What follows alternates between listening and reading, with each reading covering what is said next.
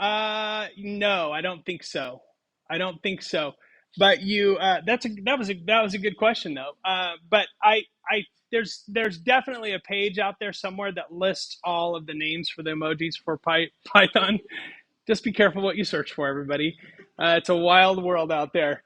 All right, so creating and using custom modules is what we need to learn as a prerequisite for this assignment. And that one is really, really not too bad. Let's get rid of that evidence. All right, so if I want to create a module, okay, I'm going to create its own file, and it's just a regular Python file. I'm just going to call mine module.py. I suggest you use a more useful name because this will become whatever goes in front of the dot. This is the name that you will import. So in this, actually, I'm gonna do better than this. I'm gonna be better. I'm gonna say my module, which is much more specific.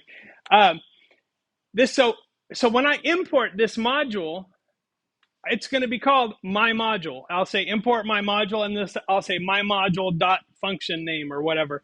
So inside this module, I can create functions, I can create classes, I can create variables, and all of those will be available to my main program when I import this. So int age,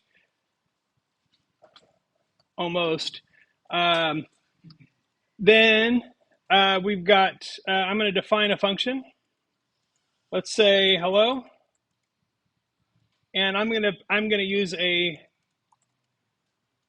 name parameter there. And so all that one does is print hello str name. There we go. So that's my module. I just created a custom module.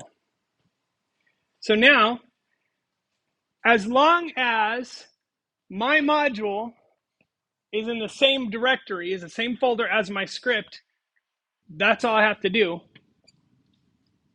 to import it.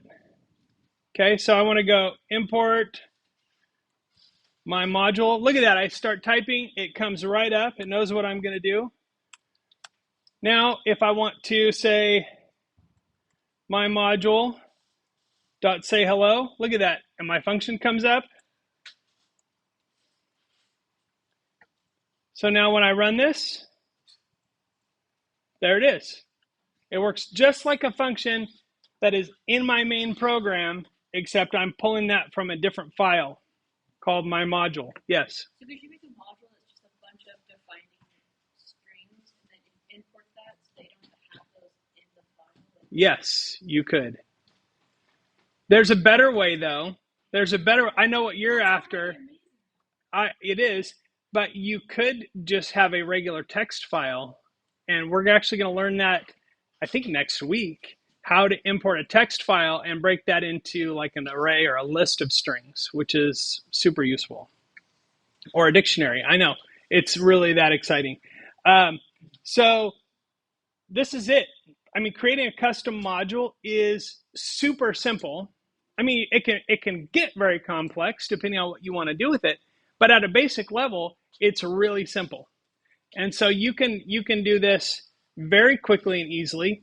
You can take an existing program and you can pull any functions or static data that you have in that program into its own module, which allows you to easily use those things.